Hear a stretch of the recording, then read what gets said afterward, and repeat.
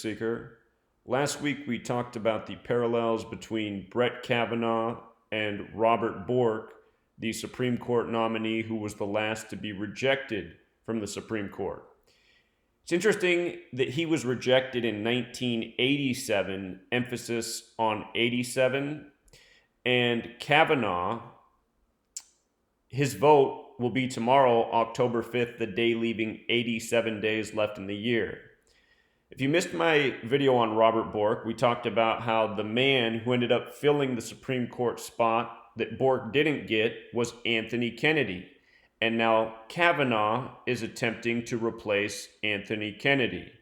And if you don't know the story of Robert Bork, it was largely due to Ted Kennedy that Bork didn't get the spot, and instead Anthony Kennedy did. You know, what are the odds from one Kennedy to the next? But another thing that's really interesting is Anthony Kennedy became the 104th Supreme Court Justice. And from the day that Bork was rejected, October 23rd, 1987, to the day that Anthony Kennedy was confirmed, February 3rd, was a span of 104 days. From the rejection to the 104th Supreme Court Justice to be confirmed, a span of 104 days. Could it be any more numerologically perfect?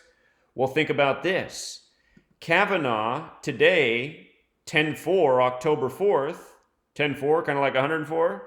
Today, the FBI investigation supposedly just wrapped up. This whole contrived theatrical performance that it is by the numbers.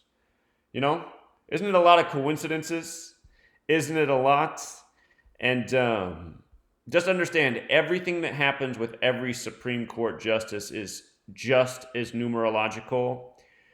Notice October 5th leaves 87 days left in the year, and the word justice equals 87.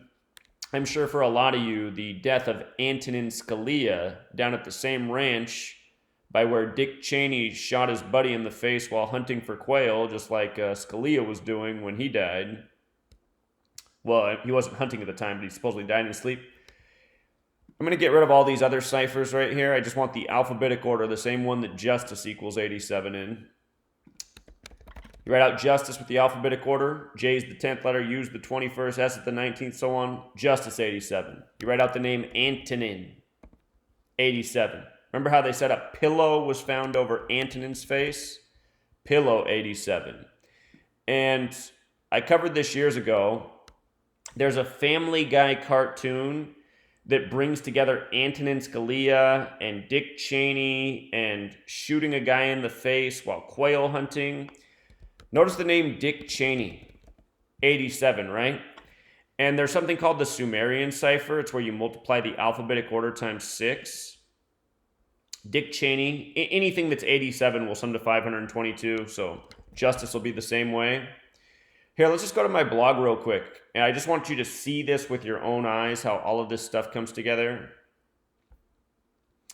Antonin Scalia was also the justice installed just before Anthony Kennedy. Gorsuch replaced Antonin by the numbers.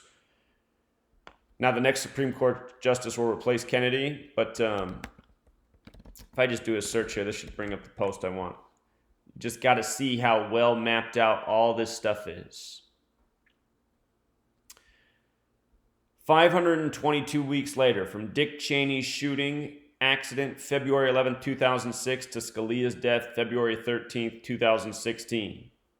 Look at this, right on the nose. The Dick Cheney quail hunting accident, pretty much in the same geographic spot where Scalia died, exactly 522 weeks apart. And I did a lot more work on this. You can search my blog. There's a Family Guy episode that brings all this together. It's just, it's undeniable what they're doing. I doubt Dick Cheney ever really shot a guy in the face. I'm sure that was a contrived news distraction by the numbers. Happened on the 42nd day of the year. You know how they love that number. Big Freemason number, big DC number. And I suspect Antonin Scalia probably never really died either. He had a closed casket. It's probably just how he retired for the, big soap opera that came after that. The Republicans versus the Democrats.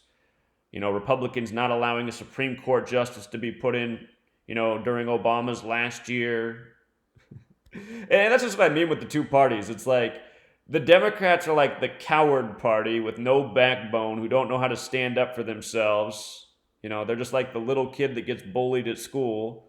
And then the Republicans are like the loud, obnoxious morons. It's like those are your two parties. Are you a loud, obnoxious moron, or are you a little, you know, featherweight that doesn't know how to stand up for yourself? And understand it really is all just one big Freemasonic puppet show by the numbers. If you haven't read my book, plenty more information on this death of Antonin Scalia in there, and so many more, and so many more. But we'll leave this broadcast right here. We'll keep it short and sweet. Wake up to the code, letters and numbers. If you're not on it, you're missing out. The book's linked in the description. It's $5 for the time being, but I'm hearing a lot of people tell me I got to raise the price, and I'm thinking about doing it. Get that book for $5 while you still can. 773 pages. It's worth its weight in gold. Till next time, truth seeker. Encore. Just real quick, you should know the Family Guy episode that hints at the Scalia and Cheney thing is called Meet the Quagmires. Came out on May 20th, the day leaving 225 days left in the year. The reflection of 522, same number in reverse. And if you've ever seen the Pelican Brief, where Supreme Court justices get murdered, big address in that film is 225 as well, the reflection of 522. And there's a whole lot more to those riddles, but just wanted to give you a little taste of that real quick. Till next time.